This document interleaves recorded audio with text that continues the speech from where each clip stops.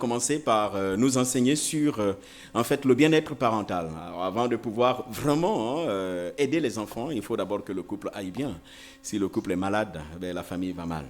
Donc le bien-être parental, c'était tellement beau. Vous vous souviendrez du chihuahua Ouah, ouah, ouah. Et puis voilà du hibou qui des fois peut se cacher. Et puis voilà, hier, Nicolas nous a entretenu sur deux autres thèmes. Maintenant que la famille va bien, ben, il faut aussi savoir que la famille, ma famille, a une mission de la part de Dieu. Et c'est quoi cette mission-là? C'est en fait rendre aussi attrayant la réception de l'évangile, rendre attrayant la réception de la doctrine. Et c'est cela que chaque enfant de Dieu doit retenir. Si Dieu m'a confié la responsabilité d'être père ou mère, mais c'est aussi faire en sorte que ma famille soit attrayante pour que l'évangile, la doctrine, la saine doctrine soit vraiment entendue et reçue. C'est une mission noble, n'est-ce pas? Et puis, dans l'après-midi, il nous a entretenu sur la mise en pratique d'une stratégie familiale. Alors, si beaucoup de familles vont mal, c'est aussi parce que la plupart sont en pilotage automatique.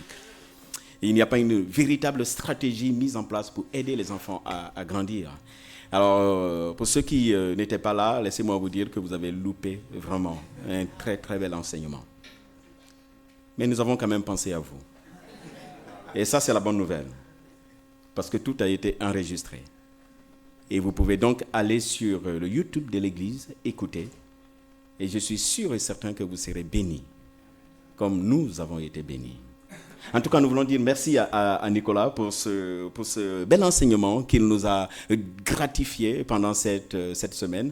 Alors, nous croyons que ça ne sera sûrement pas la dernière fois que Nicolas reviendra dans cette église. Et ce matin, Nicolas va nous entretenir sur la prière afin que rien ne vienne faire obstacle à votre prière. La prière est la base de tout, n'est-ce pas? Si nous voulons une famille solide, la prière est la base de tout. Et je vais inviter Nicolas. Je ne vous en dis pas plus. Nicolas viendra dire ce que le Seigneur a mis sur son cœur.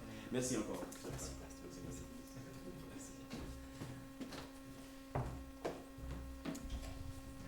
Bonjour.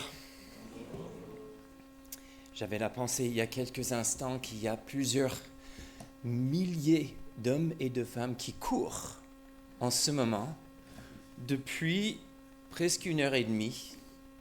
Il y en a qui n'ont même pas encore fait la moitié de leur course. Moi, je suis content d'être là avec vous. Peut-être pour certains qui étaient là avec nous hier, vous avez le sentiment d'avoir fait votre propre marathon. Parce qu'on a fait, c'était quand même des heures, voilà. On a bien couru, mais on a été bénis aussi. Et je suis content de pouvoir prolonger notre course ensemble ce matin avec ce beau texte qui se situe en 1 Pierre chapitre 3.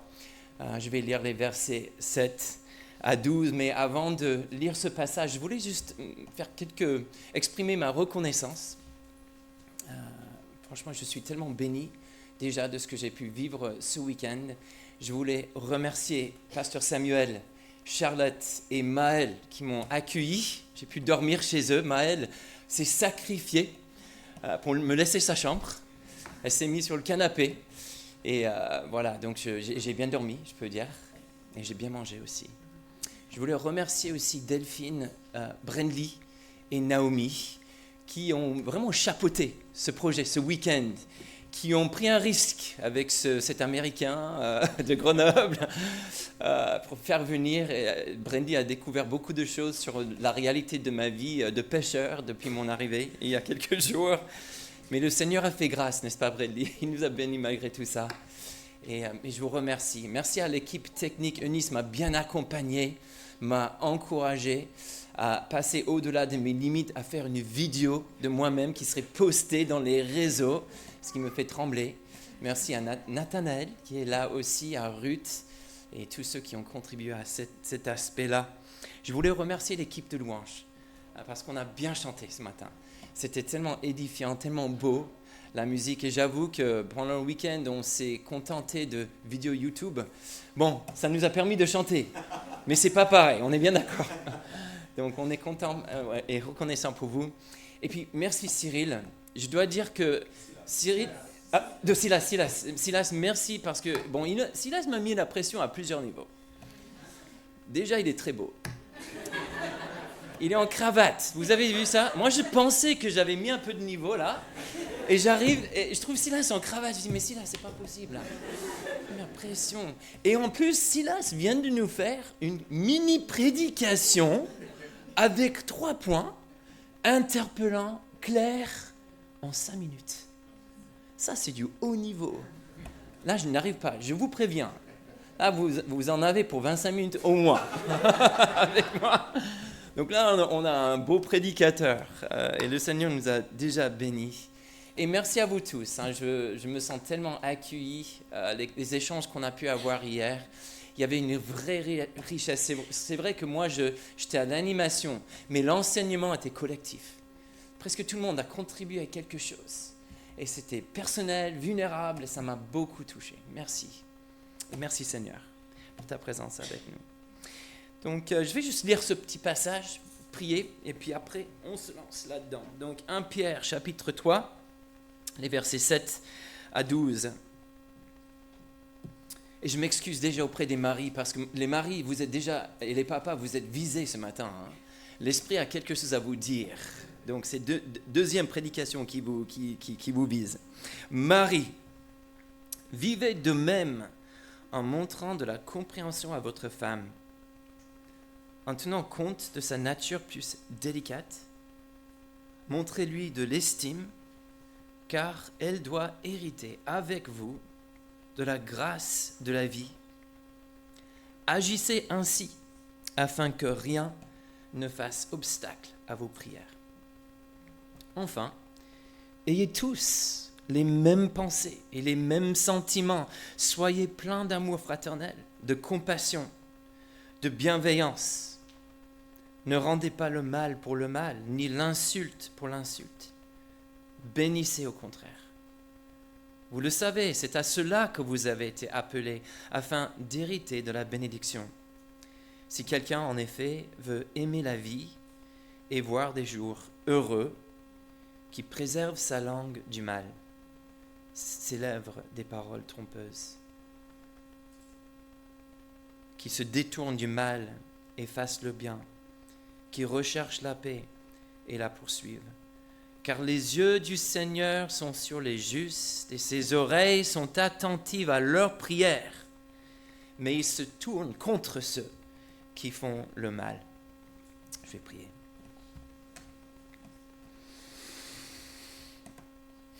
Seigneur, c'est avec le cœur plein de joie et de reconnaissance que je prends la parole ce matin, mais c'est aussi avec les genoux tremblants, parce que c'est ta parole que je viens de lire. Je sais qu'il y a ta pensée qui est derrière. Je sais que ceux qui sont là ce matin sont là, pas là pour écouter Nicolas. Nous voulons écouter la parole de Dieu. Nous voulons entendre la pensée de Dieu et nous voulons voir Jésus-Christ. Seigneur, je ressens encore et encore mon besoin de ton aide pour cela, l'aide de ton Esprit Saint qui nous accompagne. Que ce ne soit pas ma pensée, mes idées, mais ta parole, Seigneur, puissante. Cette parole qui nous nourrit, qui nous transforme, qui nous guide, nous oriente, qui nous guérit. Que cette parole soit proclamée avec courage et clarté. Je prie en ton nom. Amen. Bon, c'est juste la dernière phrase de ce texte que je viens en fait, c'est le verset 7. C'est la dernière phrase du verset 7 qui m'intéresse particulièrement ce matin. Cette petite phrase « Agissez ainsi, afin que rien ne fasse obstacle à vos prières ». Et ça m'intéresse, l'idée qu'il y a des choses qui peuvent faire obstacle à nos prières. Je peux me poser la question, et peut-être vous poser la question ce matin aussi, comment va ta vie de prière aujourd'hui? Et c'est justement la question qu'on ne veut pas que le pasteur nous pose quand il vient nous rendre visite à la maison. S'il te plaît, pasteur, ne me demande pas de comment va ma vie de prière. On est très occupés, on a des vies qui bougent, et pour différentes raisons, pour beaucoup d'entre nous, prier, oui, on le fait, mais pas beaucoup. c'est un aspect de la vie chrétienne qui peut être compliqué. Mais là, je suis un invité, je suis de passage, ça ne risque rien, je vais oser vous poser la question. Voilà, comment va ta vie de prière aujourd'hui? Si on devait évaluer la qualité de ta communion intime avec le Seigneur sur une échelle de 1 à 10, avec 1 pour une vie de prière quasi inexistante, une vie de prière pas du tout satisfaisante, peut-être avec aucune trace d'exaucement, de demande précise, aucune victoire évidente face à vos propres combats, aucun sujet de reconnaissance ou de joie directement associé à l'œuvre de Dieu en réponse à tes prières. Si ça c'est 1, et puis de l'autre côté, avec 10, on a tout le contraire. Quel score donnerais-tu à ta vie de prière aujourd'hui? Et si le score est plutôt bas, je t'invite, je nous invite, parce que si c'est bas, j'aimerais te rassurer, tu n'es pas seul. Et si le score est bas, je t'invite à te poser la question, pourquoi? Pourquoi j'ai tellement du mal à prier? Le verset 7 de 1 Pierre 3 suggère qu'il y a un lien qui existe entre la qualité de notre vie de prière et notre comportement en famille. C'est peut-être pas la seule explication possible pour une vie qui est pauvre au niveau du prière, mais c'est une explication possible. Il y a un lien qui existe selon ce texte entre la qualité de notre vie de prière et comment je vis en famille. Et là, précisément, pour un mari, comment il gère sa relation avec sa femme. Agissez ainsi afin que rien ne fasse obstacle à vos prières. Et voici le point de friction dans ce texte. Le point de friction, de tension soulevé par ce passage, cette question épineuse. Qu'est-ce qui fait obstacle à mes prières aujourd'hui si j'ai du mal à prier? Il y a des années, j'étais professeur de lettres pendant que je terminais mon master à Chicago. J'étais prof dans un lycée catholique, pas loin de la ville de Chicago. Et il y a un de mes élèves, une fille qui avait 15 ans, qui un jour m'a posé une question devant toute la classe. J'avais le droit, comme c'était un lycée catholique, le prêtre, Father Kaim, m'a donné le droit de commencer mes cours le lundi avec une petite méditation. Et je traversais l'évangile de Jean. Et un jour, j'ai lu une de ces belles promesses de Jésus, ces promesses extraordinaires, extravagantes. Demandez ce que vous voudrez, et cela vous sera accordé. Et elle était dérangée, cette fille. Elle dit, mais n'importe quoi. C'est pas vrai. Elle m'a posé une question très directe.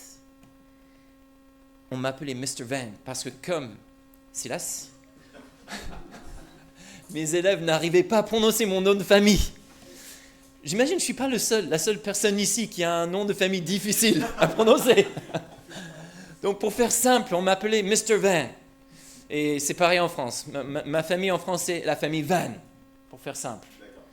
Donc Mr. Van m'a posé la question, est-ce que Dieu répond à tes prières?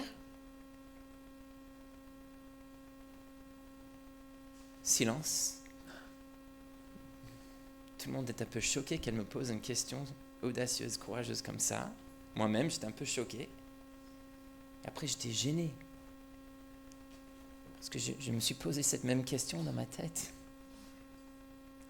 Elle m'a dit que parce qu'il ne répond jamais aux miennes. Elle a rajouté. Tempête qui se lance à l'intérieur de moi. Qu'est-ce que je dis? C'est le moment. Est-ce que je peux témoigner d'une prière que j'ai priée récemment, que Dieu a exaucée? Je cherchais dans mon cerveau. Seigneur, aide-moi s'il te plaît, quelque chose. Et j'ai un peu de honte à vous dire que je ne savais pas comment répondre sur le coup. À vrai dire, alors que j'étais chrétien, j'étais bien impliqué dans ma vie d'église, j'étais même animateur d'un groupe de quartier. On avait des sujets de prière qu'on partageait entre nous. Mais en réalité, je ne priais pas beaucoup. J'étais jeune papa, j'étais en master, j'étais professeur. Bon, j'avais plein d'excuses pour ne pas prier. Et je ne voyais pas grand-chose au niveau d'exaucement de prière. Bon, c'est possible que certains d'entre vous soyez tentés de dire, tiens, je ne suis pas marié, moi. Et donc ce texte ne me concerne pas. Je suis en vacances ce matin. Peut-être il y en a d'autres qui disent, tiens, je suis une femme. Et ce texte ne me concerne pas, que ça vise les hommes quand même. J'aimerais te dire attention, pas trop vite. Parce que j'ai ajouté aussi les versets 8 à 12. Vous avez vu ça? C'était pas gentil. J'aurais pu me focaliser que sur verset 7. Mais vous avez vu qu'il y a un contexte plus large. Et justement, j'ai pas lu ce qui précède notre texte et qui vise les femmes. On y arrivera. On va pas vous laisser tranquille aujourd'hui les femmes, alors que c'est les maris qui sont visés. Dans le chapitre 2, versets 11 à 12, juste pour vous donner un petit peu plus de contexte, l'apôtre Pierre parle à toute l'Église quand il dit « Bien-aimés, je vous encourage en tant que résidents temporaires et étrangers sur la terre à vous abstenir des désirs de votre nature propre qui font la guerre à l'âme. Ayez une bonne conduite au milieu des non-croyants, on verra plus tard, y compris des non-croyants dans vos propres maisons, afin que, là même où ils vous calomnient, comme si vous faisiez le mal, ils remarquent votre belle manière d'agir et rendent gloire à Dieu le jour où il interviendra. Ce verset, j'aime trop parce que ça rejoint le thème de notre week-end. Comme pasteur Samuel vient de dire, des familles qui donnent envie. L'idée que ma manière de me comporter en famille, c'est quelque chose qui a la capacité de rendre attrayant l'évangile, donner envie aux autres de mieux connaître le Seigneur. Et ce qui est intéressant, c'est que alors que cette dynamique peut concerner les gens de l'extérieur, qui observent notre dynamique familiale, peut-être qui viennent dans notre maison et qui ressentent quelque chose de différent, je pense que l'apôtre Pierre ici, comme c'était le cas pour Paul dans le livre de Tite qu'on a regardé ensemble hier, vise d'abord la maison, les non-croyants dans nos propres maisons. Que ta manière de te comporter rende attrayant l'évangile de Jésus-Christ à ceux qui vivent avec toi. Que ce soit ton mari, que ce soit ta femme, que ce soit tes enfants, d'autres membres de la famille élargie. Actuellement, nous avons une étudiante iranienne qui habite chez nous, Zara, qui ne connaît pas le Seigneur. On est conscient de sa présence dans nos échanges. Et quand je suis tenté de hausser le ton, je suis conscient du fait que Zara est à l'étage. Elle entend tout. Attention Nicolas, tu veux rendre attrayant l'évangile de Jésus-Christ dans ta manière de parler avec ta femme. Et donc voici un titre qu'on pourrait donner à ce qui suit ce texte en chapitre 2, dans cet épître de 1 Pierre. Une belle manière d'agir qui glorifie Dieu dans nos maisons et dans le monde. Ce serait ça le titre. Pierre a envie de nous montrer une belle manière d'agir qui va glorifier Dieu dans nos maisons et dans le monde. Et ça rejoint la pensée de Paul qu'on a vue hier. Pierre va cibler 4 relations en particulier. On ne va pas parler de tout ça, ne vous inquiétez pas. Mais c'est juste pour vous donner un peu de contexte. Il cible d'abord notre relation avec le maire ou les autorités civiles. Notre relation avec nos maîtres ou nos chefs dans le contexte du travail. Nos mariages, c'est ça notre point cible pour ce matin. Et les maris en particulier. Et puis 4e, c'est nos relations les uns avec les autres dans la maison de Dieu, à l'Église. Au cœur de ce passage qui commence en chapitre 2, verset 13, et qui continue jusqu'à la fin du chapitre 4, se trouve l'appel à endurer les souffrances en suivant l'exemple de Jésus-Christ, celui qui a souffert pour nous sans commettre de faute, sans faire mal aux autres, que ce soit avec son comportement ou avec ses paroles. Et c'est une idée qui se répète à plusieurs reprises dans ce passage. Voici juste un exemple, en chapitre 2 qui commence en verset 20, où Pierre dit ceci, « Si vous endurez la souffrance, et on est tous d'accord, aimez les autres. » en famille, ça implique des souffrances, n'est-ce pas? C'est pas toujours évident. Et c'est ce que Pierre a en tête. Il y a des souffrances aussi dans le contexte de la famille de Dieu, dans l'Église et aussi dans le monde. Mais on commence avec cette notion de difficulté à la maison. Si vous endurez les souffrances alors que vous faites ce qui est bien, c'est une grâce aux yeux de Dieu. De fait, c'est à cela que vous avez été appelés. Parce que Christ aussi a souffert pour nous, vous laissant un exemple, afin que vous suiviez ses traces. Lui qui n'a pas commis de péché, et dans la bouche duquel on n'a pas trouvé de tromperie, lui qui insultait ne rendait pas l'insulte, maltraitait ne faisait pas de menaces, mais s'en remettait à celui qui juge justement son Père céleste. Lui qui a lui-même porté nos péchés dans son corps à la croix, afin que, libérés du péché, nous vivions pour la justice. C'est par ces blessures que vous avez été guéris. Amen. Vous étiez en effet comme des brebis égarées, mais maintenant vous êtes retournés vers le berger et le protecteur de votre âme. Et l'encouragement maintenant, c'est suivez son exemple. Même face aux souffrances, même face aux injustices, même face à un comportement de pécheur, même si ce comportement vient de ta femme, même si ce comportement c'est ton mari, même si ce sont ses enfants, souvenez-vous de Jésus-Christ face à des pécheurs, des hommes injustes qui voulaient le tuer. À vrai dire, parfois on a ce même désir en famille aussi, de se tuer les uns les autres. Mais bon, Jésus face à ceux qui n'ont pas juste voulu le tuer, mais qui avaient un plan et qui sont arrivés. Lui, qu'est-ce qu'il a fait face à cette injustice-là? Jésus, il a fermé sa bouche et par amour, il est allé jusqu'à la croix en donnant sa vie comme un rançon. Pour beaucoup, c'est par ces blessures que nous sommes guéris. Et ça, c'est un principe hyper intéressant, les amis, qui nous dérange parfois, mais que c'est souvent par nos blessures que Dieu guérit.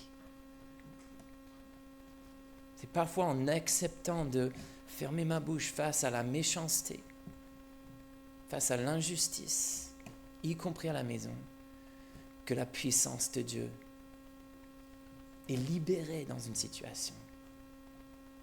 Et le contraste avec ce qu'on fait trop souvent est radical. Quand face à l'injustice, je réponds avec injustice. Face à la méchanceté, je réponds avec méchanceté. Qu'est-ce que je fais? Je détruis l'œuvre du Seigneur au sein de ma maison. Et il y a des yeux autour de moi qui regardent et qui se posent la question, est-ce qu'il y a vraiment une puissance dans cet évangile? Est-ce que ce Dieu que tu loues le dimanche matin, est-ce que ça change vraiment quelque chose dans ta vie?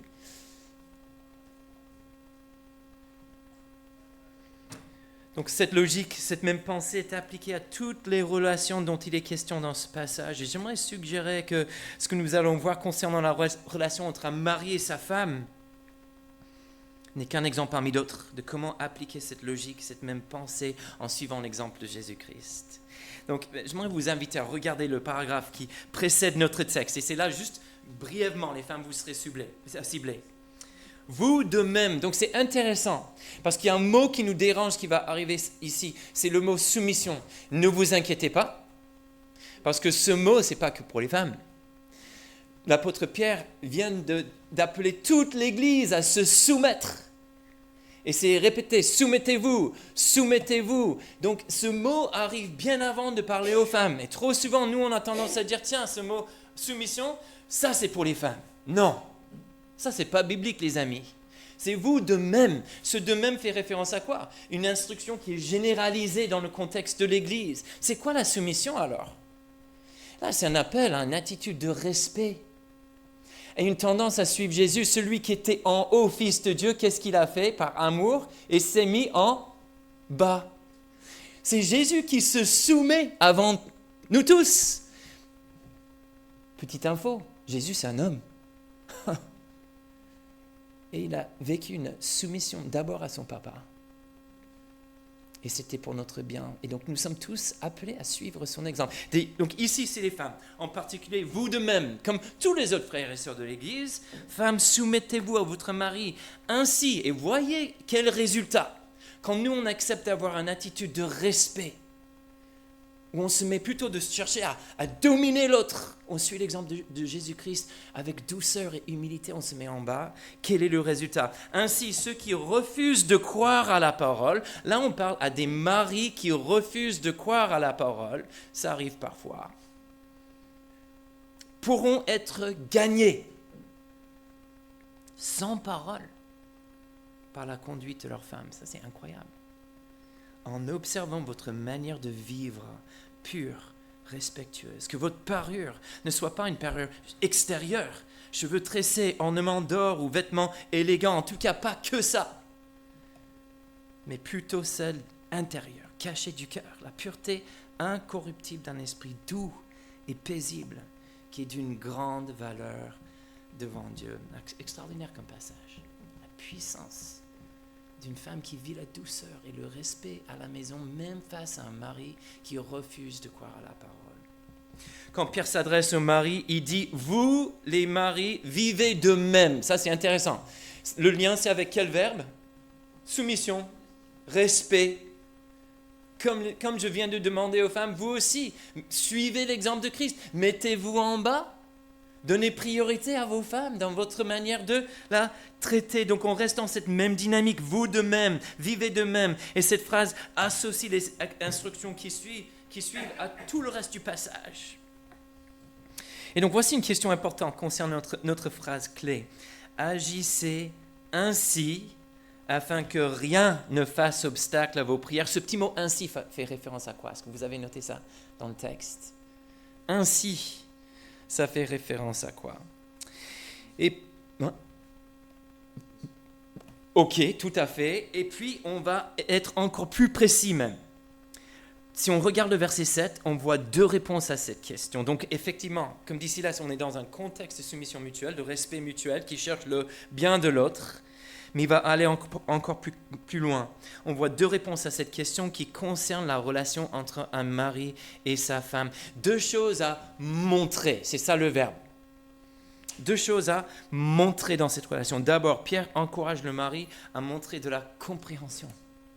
Vous avez vu ça dans le texte?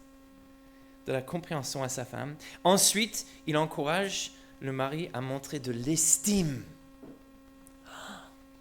Ça, c'est beau. C'est fascinant. Montrez-lui de la compréhension, montrez-lui de l'estime. Je relis le début du verset 7. Marie, vivez en montrant de la compréhension à votre femme, en tenant compte de sa nature délicate. Je peux imaginer certaines femmes qui disent « Mais attends, Pierre, qu'est-ce que tu es en train de dire? C'est le 21e siècle, les femmes ne sont pas délicates aujourd'hui. » Là, on a des femmes très très fortes. Et là, je suis entièrement d'accord. Mais je vous invite à vous mettre à vous mettre un peu dans la peau des gens de l'époque de Pierre. C'est pas la même culture, on est bien d'accord. C'est pas la même vision. À cette époque-là, la femme a un statut inférieur à l'homme. Elle est considérée comme plus faible sur le plan physique, sur le plan émotionnel, sur le plan intellectuel. La structure familiale est hiérarchique, avec le mari exerçant l'autorité suprême et totale. Ce n'est pas rare pour un mari à cette époque de dominer sa femme, y compris avec de la violence verbale et physique. Et comme il fait dans ses remarques sur les relations avec le maire, avec les maîtres, y compris ceux qui sont injustes et méchants, Pierre appelle les maris chrétiens à agir dans le contexte du mariage d'une manière radicalement différente que le monde qui nous entoure. Il fait appel à une révolution, un changement de vision par rapport à la femme. En suivant encore une fois l'exemple de Jésus-Christ qui avait tendance à élever les femmes dans son ministère et dans sa vie terrestre. En faisant preuve de tendresse à son égard. En reconnaissant peut-être que, oui, ok, son corps, dans certains cas, est plus fragile que ton corps, sois doux avec elle alors. Oui, peut-être ses émotions ne fonctionnent pas de la même manière que tes émotions, sois prudent avec tes mots alors, et avec tes réactions. Cherche à comprendre ta femme, son histoire, son caractère, ses forces aussi bien que ses faiblesses, ses aspirations, ses préférences, ses peurs, ses passions. Et c'est une bonne question à poser à vous les maris. Est-ce que vous vous intéressez à la personne qui est ta femme? Est-ce que vous comprenez comment elle est câblée? Quels sont ses désirs profonds? Est-ce que vous prenez du temps pour lui poser des questions? C'est une manière de montrer de la compréhension envers elle. Et je peux vous dire, les amis, dans une famille où il y a des filles qui voient un papa qui s'intéresse à sa maman, je suis en train de détruire les micros, désolé, je n'ai pas l'habitude de la situation là, des micros. Mais dans une famille où on a des filles qui voient un papa qui s'intéresse à maman en lui posant des questions, en cherchant à comprendre sa perspective, en reconnaissant, même célébrant ses forces, cette fille, qu'est-ce qu'elle veut? Elle veut connaître le même Dieu de son papa et de sa maman. Ça donne envie. Moi, je veux un homme comme ça dans ma vie. Moi, je veux un mari comme ça. Et c'est aussi un modèle extraordinaire pour les fils qui voient comment papa traite sa femme. Et dans notre époque, les amis, nos fils ont besoin de modèles d'hommes qui savent être doux, qui savent montrer de la compréhension envers les femmes qui les entourent. Imaginez, les amis, une femme qui se fait aimer d'une telle manière par son mari. Peut-être vous connaissez une femme comme ça. Peut-être vous êtes une femme comme ça. Et si c'est le cas, vous êtes heureuse. Peut-être vous vivez avec une femme comme ça, mais dans ce que moi j'ai pu voir de telles femmes, ces femmes sont rayonnantes. Ces femmes sont rayonnantes. Il n'y a rien de plus beau dans ce monde, j'exagère peut-être un petit peu. Il y a peu de choses de plus belles dans ce monde qu'une femme qui rayonne de l'amour d'un mari qui l'aime avec l'amour de Jésus-Christ. Oh, quel témoignage puissant. C'est extraordinaire. Que nos maisons soient remplies de femmes comme ça. Que notre église soit remplie de femmes comme ça. Deuxième point, montrez-lui de l'estime. Et c'est tout à fait vrai que sa vie a de la valeur. La vie de chaque femme qui est là dans cette pièce a une valeur extraordinaire aux yeux de notre Dieu. Ce sont ces filles bien-aimées, des petites perles, des petits trésors. Et à nous les maris, à nous les frères aussi, à nous peut-être les enfants envers nos mamans, de les traiter comme les trésors qu'elles sont. Montrer de l'estime envers elles. Alors qu'à l'époque de Pierre, le monde mettait l'homme au-dessus de la femme dans une position de supériorité. L'évangile de Jésus-Christ s'oppose complètement à une telle hiérarchisation. Ouh, ça marche comme mot? Ok, oh là là, le français, hein. Je galère. De la relation entre mari et sa femme, le mari et sa femme. Elle doit hériter avec toi de la grâce, de la vie. Vous êtes co-héritiers avec Christ, tous les deux. Vous allez ressusciter avec de nouveaux corps, comme Jésus-Christ, des corps glorieux. Et je dois vous prévenir, le corps de l'homme ne sera pas plus glorieux que le corps de la femme. Je suis désolé, mais je crains un petit peu que le corps de ma femme soit tellement glorieux que moi, je disparais complètement à côté d'elle. Bon, c'est déjà un peu le cas aujourd'hui, je dois avouer. Mais vous allez recevoir de nouveaux corps, comme celui de Christ, tous les deux. Cher mari, n'oublie pas que ta femme a une valeur inestimable aux yeux de son Dieu et Créateur, de celui qui a donné sa vie pour elle. Et donc à toi aussi de montrer de l'estime pour elle, pour cette femme qui doit hériter avec toi de la grâce de la vie. Voici un principe juste extraordinaire qu'on trouve dans les pages de la Bible concernant notre héritage. Et j'en ai parlé un petit peu hier quand j'ai fait référence, peut-être c'était vendredi soir, à une fermeture éclair. Peut-être vous vous souvenez de ça. Eh bien, un principe extraordinaire concernant le jour où tout être humain rendra des comptes à Dieu, son Créateur, et recevra le salaire de ses œuvres. Ça, c'est biblique. Jésus le dit, Paul le dit, Pierre le dit, Jacques le dit. On n'est pas sauvé par nos œuvres. On est bien d'accord, je veux préciser. C'est purement par la foi en Jésus-Christ. Mais les récompenses, il y a une certaine gloire qui est associée surtout à notre manière d'obéir à notre Jésus-Christ. Qu'est-ce que Jésus nous demande de faire? Une seule chose. Aimer. N'est-ce pas? Et donc la qualité de notre amour les uns pour les autres, en commençant par nos propres familles, va se révéler ce jour-là et sera attaché à une certaine gloire. Et c'est assez extraordinaire d'anticiper ça. On parle de récompense. La gloire de ta femme va refléter sur toi. Écoutez, Proverbe 12 et le verset 4 qui dit « Une femme de valeur est une couronne pour son mari ». On voit la même dynamique dans la relation entre un parent et ses enfants, entre grands-parents et petits-enfants. Proverbe 17:6, les petits-enfants sont la couronne des vieillards. Couronner quelqu'un, à cette époque-là, c'est une manière de reconnaître leur gloire, de les glorifier, de dire, toi tu es quelqu'un, tu as fait quelque chose d'extraordinaire, on va placer une couronne sur ta tête. Et là, pour un mari, sa femme glorieuse, elle est comme une couronne sur sa tête. Des enfants glorieux sont comme des couronnes sur la tête. Et pareil pour les petits-enfants aussi. C'est tellement beau et c'est tellement extraordinaire cette dynamique qui s'applique aussi à Dieu et son peuple.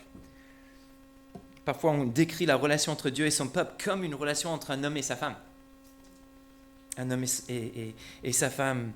Par exemple, en Ésaïe 62, verset 2, on lit ceci. « Alors les nations verront ta justice, tous les rois verront ta gloire, et l'on t'appellera d'un nom nouveau, défini par l'Éternel lui-même. Tu seras une couronne splendide dans la main de l'Éternel, un turban royal dans la main de ton Dieu. » Là, on parle à la femme de Dieu, son peuple. Ce qu'on appelle aujourd'hui son Église. On sera comme une couronne, un turban royal dans sa main parce qu'il nous a tellement bien aimés.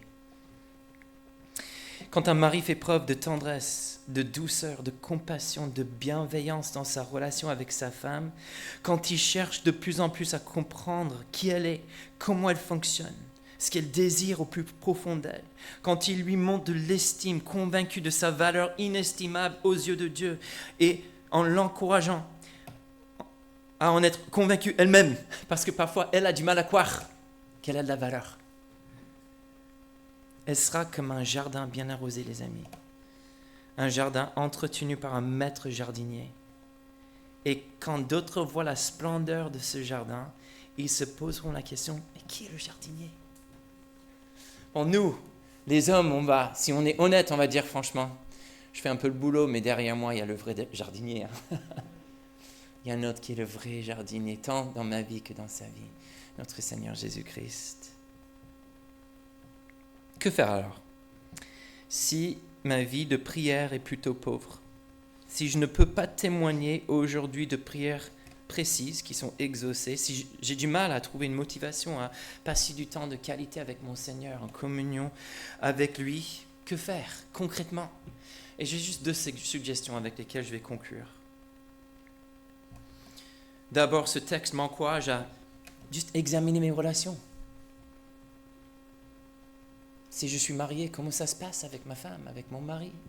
Si je suis parent, comment est-ce que je vis ces relations-là? Si je ne suis pas marié ou parent, j'ai plein d'autres relations qui peuvent rendre service. Dans l'église, au boulot, peut-être en coloc, dans ma famille élargie. Est-ce qu'il y a des choses dans mon comportement, dans mon attitude, peut-être des histoires pas réglées, un pardon pas encore accordé, de l'amertume que je laisse traîner dans mon cœur, qui bloquent, qui font obstacle à mes prières, alors qu'en Jésus-Christ, Dieu le Père m'accueille, il m'attend avec les bras ouverts. Donc c'est un blocage, c'est pas de son côté, c'est de mon côté. Et donc j'examine mes relations pour voir. J'invite peut-être l'Esprit Saint à m'accompagner. Seigneur, aide-moi à voir. Peut-être je suis aveugle. Peut-être il y a des choses, des comportements, des habitudes. J'ai tellement l'habitude de vivre comme ça. Je ne vois pas ça comme un problème. Alors que je fais peut-être des dégâts en répondant comme ça, en parlant comme ça, en me comportant comme ça. Peut-être en ne pas m'exprimant comme je devrais faire. Ouvre mes yeux, Seigneur. J'ai besoin de ton aide pour voir qu'est-ce qui fait obstacle. Et justement, ce texte m'encourage, ça c'est le deuxième sujet, à faire de mon obstacle un sujet de prière. Si je réalise que j'ai tellement du mal à pardonner à ma femme, parce qu'elle m'a vraiment blessé. Elle a demandé pardon, j'ai avec ma bouche accordé le pardon, mais je sens que c'est pas réglé. J'ai du mal. Qu'est-ce que je fais? Je sens que ça fait obstacle dans ma relation avec le Seigneur. Et alors là, je me sers de cet obstacle pour m'approcher du Seigneur. Je dis, Seigneur, il y a un manque de pardon dans mon cœur. Aide-moi. Viens me donner la force pour pardonner là où je n'arrive pas. Et là, je commence à vivre ça devant lui. Et jour après jour, je crie, Seigneur, enlève cet obstacle, donne-moi cette capacité de pardonner. Et ce que je découvre, c'est au fur et à mesure, en criant à lui par rapport à cet obstacle, je commence à voir que le mur est en train de tomber.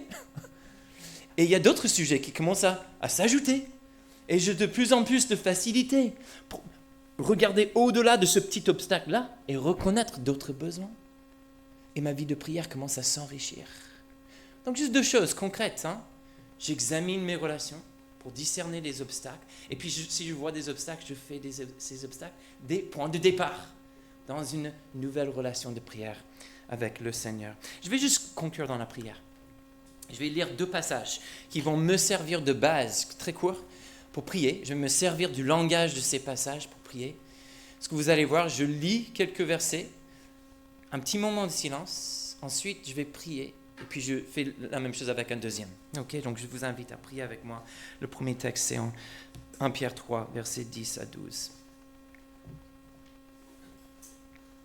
Si quelqu'un, en effet, veut aimer la vie et voir des jours heureux, qui préserve sa langue du mal et ses lèvres des paroles trompeuses, qui se détourne du mal et fasse le bien, qui recherche la paix et la poursuive. Car les yeux du Seigneur sont sur les justes et ses oreilles sont attentives à leurs prières. Mais il se tourne contre ceux qui font le mal.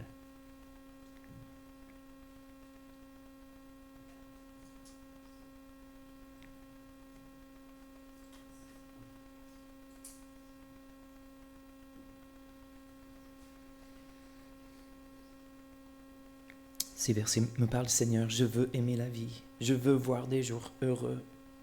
Mais j'ai du mal à préserver ma langue du mal, mes lèvres de paroles trompeuses, des paroles qui blessent. Aide-moi, s'il te plaît, Seigneur, à me détourner de ces choses-là, pour faire le bien. Aide-moi, par ton Esprit Saint, à rechercher la paix, à la poursuivre. Parce que je suis convaincu du fait que tes yeux sont sur ceux qui aiment comme Jésus. Tes oreilles sont attentives à leurs prières. Je veux que tu entendes mes prières, que rien ne fasse obstacle. Aide-moi, Seigneur. Et je prie la même chose pour mes frères et sœurs qui sont là avec moi aujourd'hui, en ton nom. Amen. Puis un deuxième texte, chapitre 4, versets 1 à 2. Ainsi donc, puisque Christ a souffert pour nous dans son corps, vous aussi, armez-vous de la même pensée. Celui qui a souffert dans son corps en a fini avec le péché, afin de ne plus vivre en suivant les désirs des hommes, mais la volonté de Dieu, pendant le temps qui lui reste à vivre ici-bas.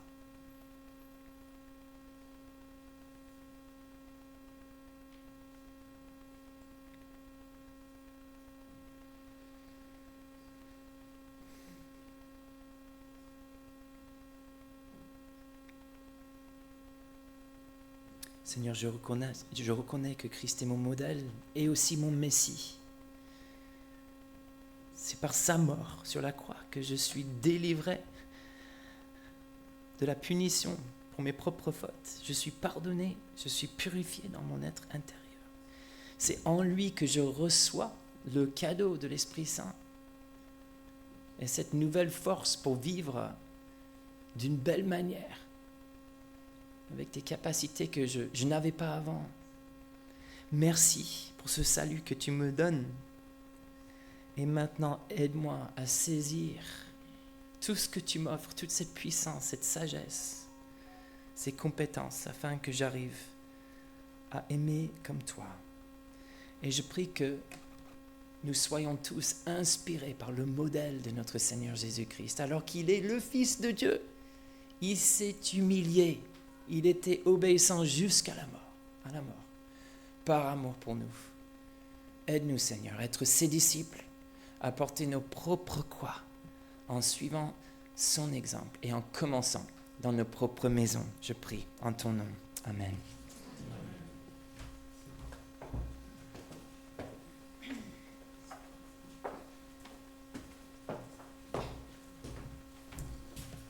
Merci Nicolas pour ce message qui nous invite à ne pas faire obstacle à nos prières par nos mauvais comportements, mauvaises attitudes par rapport à la souffrance, à l'adversité, mais au contraire, nous invite à faire preuve par rapport à nos femmes, pour ceux qui sont mariés, nos frères, nos sœurs, nos enfants, à faire preuve d'estime, de compréhension, de bienveillance, de tendresse. Et c'est un combat qui se vit au jour par la prière.